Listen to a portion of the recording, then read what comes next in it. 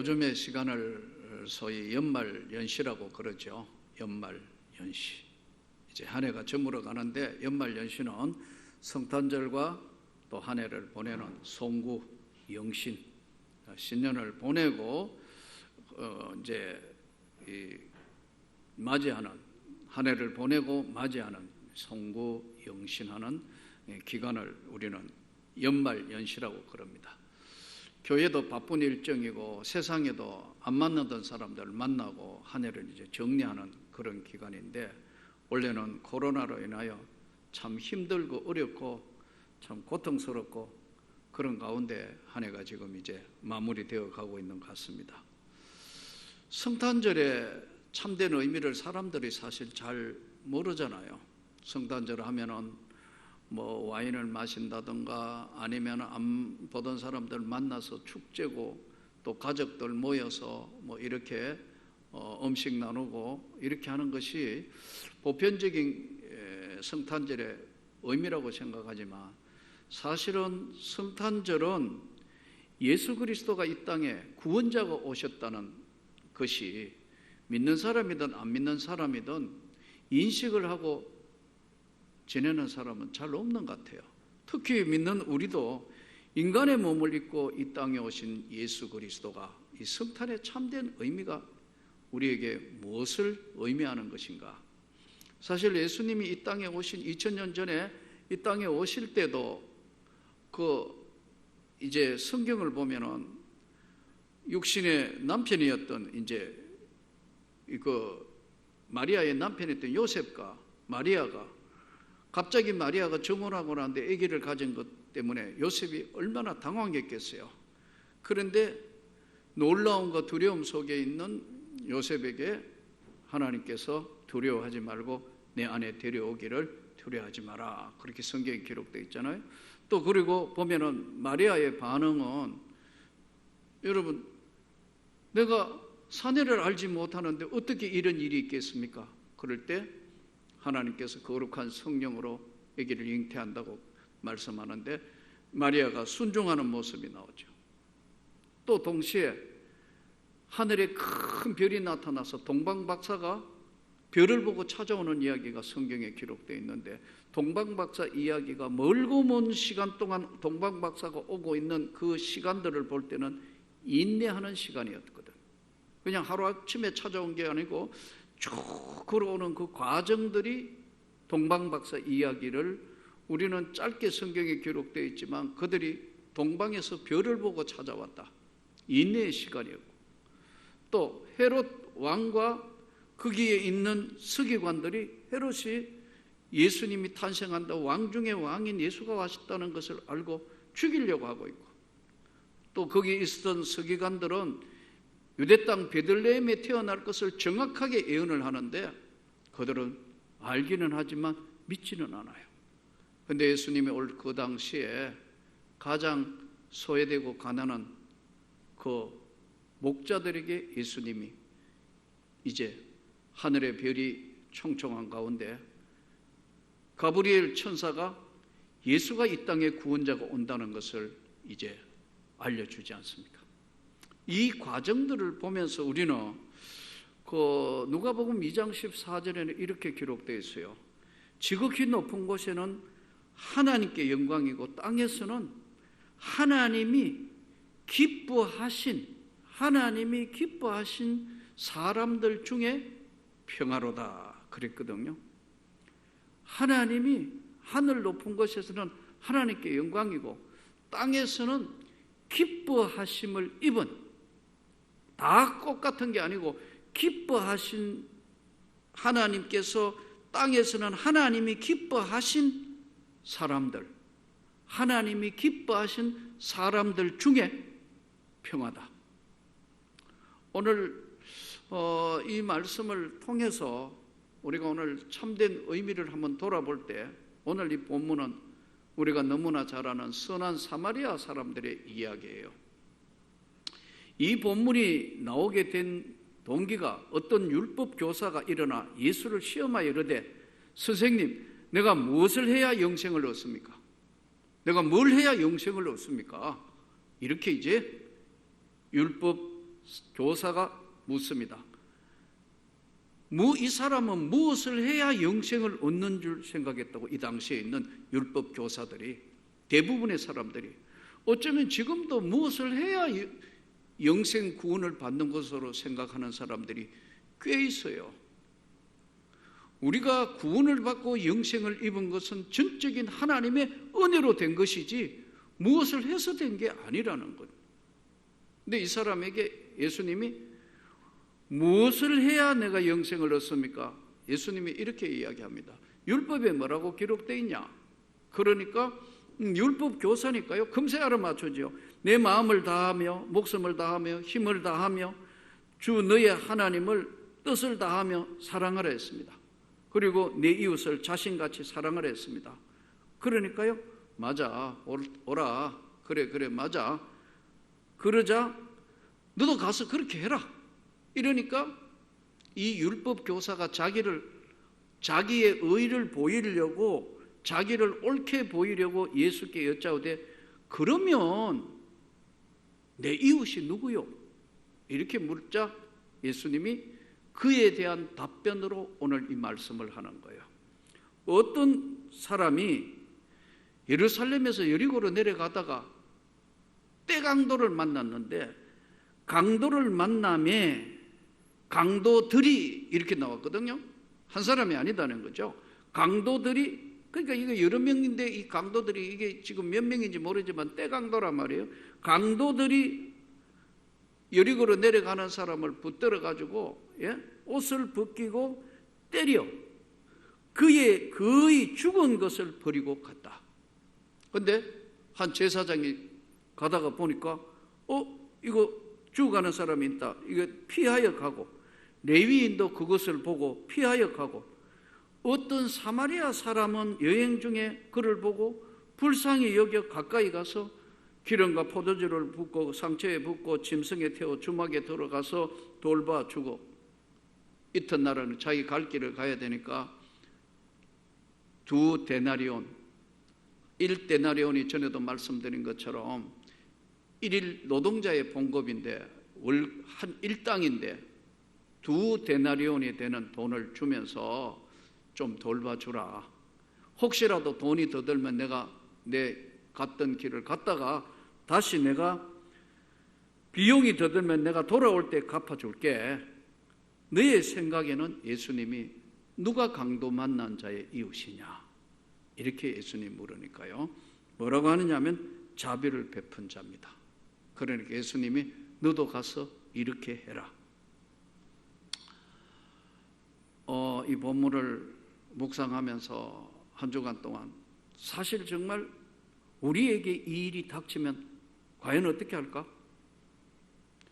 예루살렘에서 여리고로 내려가는 길인데 여기에 사람들이 없는 장소에서 사람 하나가 거의 때려가지고 거의 죽었다. 거의 죽은 것이라 했죠. 그러면 이 사람을 오늘 이 시대로 한번 되돌려 봅시다. 보는 사람 아무도 없는데 지나가는데 보니까 사람이 지금 다 죽어간다. 외진 곳에서 다 죽어간다. 어떻게 해요? 그러면 레위인, 제사장 다 피하고 갔는데 사람을 덜쳐오면 이게 지금 숨지려고 그런다. 옷에 피도 묻히고 뿐 아니라 이거 지금 태워 하니까 나귀에 실었다고 볼 수 있는데, 이 지금 차에다가 피 묻은 차에다가 해가지고 병원에 데려갔다. 죽으면 어떡하냐? 누구 책임? 데려온 사람, 당신은 어떻게 돼가 이 사람 이렇게 됐냐? 이런 일 없어도 경찰에 신고했다.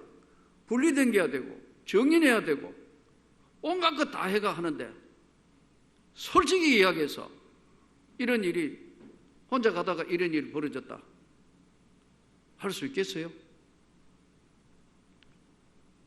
왜 대답을 안 해요? 할 수 있겠냐고. 이게 나보고 목사님 나보고 이거 하겠습니까? 하면 솔직히 좀 생각해 봐야 되겠어요. 이거 자신이 별로 없어. 솔직해요. 왜 괜히 지금 이거 다 죽어가는 거야? 데려간 죽으면 누구 책임지는데요?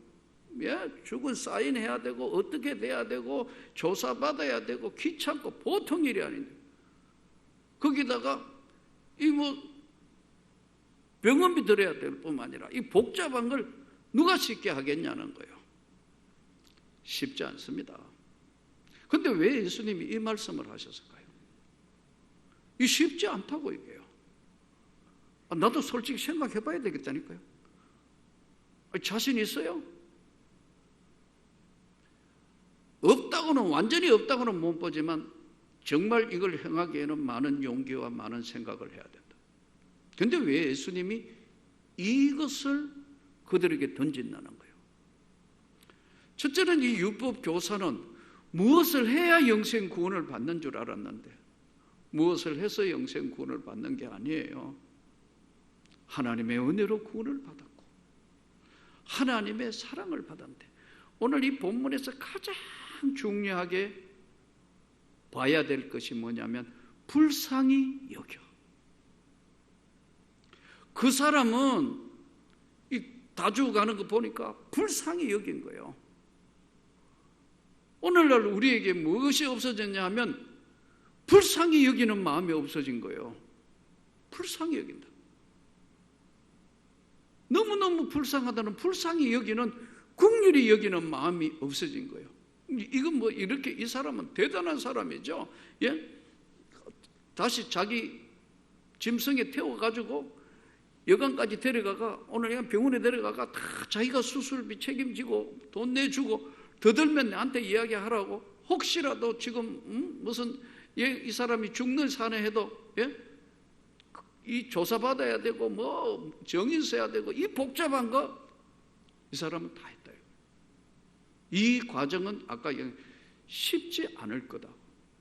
그런데 여기서 예수님이 왜 쉽지 않는 과제를 우리에게 던지냐면, 중요한 대목이 뭐냐면 이 제사장 레위인은 뭐 나하고 아무 관계없다고 생각해서 그냥 지나갔던, 피하여 지나가고 피하여 지나갔는데, 이 가장 중요한 게 불쌍히 여기다. 오늘 우리 시대에 가장 중요한 것은 믿는 사람이든 안 믿는 사람이든 우리에게 뭐가 없어지겠냐 하면 참된 인간미가 없어져. 그리고 예수님 말씀하는 대로 긍휼히 여기는 자는 긍휼히 여김을 받는데 불쌍히 여기는 마음이 이것까지 없어지는 거예요. 그래서 오늘 가장 중요하게 이렇게 할 수 있으면 이건 최고인데, 이렇게 안 되더라도 가까이 가서 불쌍히 여기는 마음이 있어야 됩니다. 우리 시대에 불쌍히 여기는 마음이 자꾸 사라지는 거예요. 그러다가 보니까 항상 모든 게 적대적 관계고, 하나님의 은혜를 입었다 하면서도 영생 구원은 조건이 아니잖아요. 이 율법 교사가 무엇을 해야 영생 구원을 받느냐는 거기에 대한 예수님의 답변이에요. 우리가 구원을 받은 것은 전적인 하나님의 은혜로 구원을 받았는데, 구원받은 우리마저도 불쌍한 마음이 없다. 이게 문제라면, 불쌍히 여김을. 참 힘들고 어려운 거 보면 불쌍해서 어떡하지? 이거 어떻게 이런 마음이라도 있어야 되는데, 이분처럼 선한 사마리아처럼 이러면 안 돼도 가까이 가면서 불쌍히 여기는 마음이 우리 시대에 없어져 가는 거예요. 교회에도 이게 없어져 가는 거예요. 당연한 것이 이것마저 없어지는데, 오늘 이 시대에 우리가 어떻게 살아야 할 것인가? 주님이 이 땅에 오신 분명한 목적을 지금 오늘 예수님이 던지는 거예요. 이 땅에 오신 예수는 조건 없이 영생 구원을 우리에게 주시는 거예요. 믿기만 하면 주시지만, 너 세상 살면서 항상 너의 영혼 속에, 너의 마음 속에 항상 불쌍히 여기는, 긍휼히 여기는, 우리보다 더 어려운 사람에게 낮은 곳으로 임해야 된다는 그 주님의 말씀 세계를 우리 외면하는 거예요. 이러다가 보니까 한국교회 자체도 시끄러워지고, 뭐고 크고 작고 맨 이런 이야기만 하고, 또 하나님의 은혜를 입었음에서도 불구하고 긍휼히 여기는 자는 긍휼히 여기는, 불쌍히 여기는 마음이 점차 사라지고 있고, 이 사회는 벌써 지금 겹보기 뭐 알리려고 하고 누구한테 보이려고 하는 것은 많을지 몰라도 진짜 주님이 주시는 이 땅에 오신 성탄의 참된 의미, 낮은 곳으로 임하고 희생이 없는 부활은 없는 거고 희생이 없는 십자가는 없는 건데, 오늘 이 시대에 이렇게 흘러가고 있는데 예수님이 율법 교사를 향하여 던지는 말씀은 우리 시대에 많은 것을 생각합니다. 인간의 삶은 항상 두 가지 배경이 존재합니다. 하나는 시대고 하나는 환경적인 배경입니다. 시대적인 배경은 내가 바꿀 수 있는 게 아니에요. 아무것도 할 수 없어요. 내가 그 시대에 태어나면 그 시대의 아들이에요. 바울이 그 시대의 아들이고 칼빈이 그 시대의 아들이고 그 시대에 살았던 문화와 배경을 벗어날 수가 없어요. 우리 앞전 시대에 보세요. 6.25 전쟁 만났고 2차 대전 했고 강제징용 끌려갔고, 예? 그 앞에 조선시대 임진왜란 일어나가 수많은 사람 죽고 왕이 도망가고 온갖 것 다 했는 거 다 알잖아요. 2차 대전 일어나가 수많은 사람 유럽 같은 데 죽고 살고 계속, 지금 이 코로나 시대에, 지금 이 어렵고 힘든 시대에 정말 힘들고 어려운 사람에게 불쌍히 여기는 마음이 과연 우리한테 있는 것인가? 이거.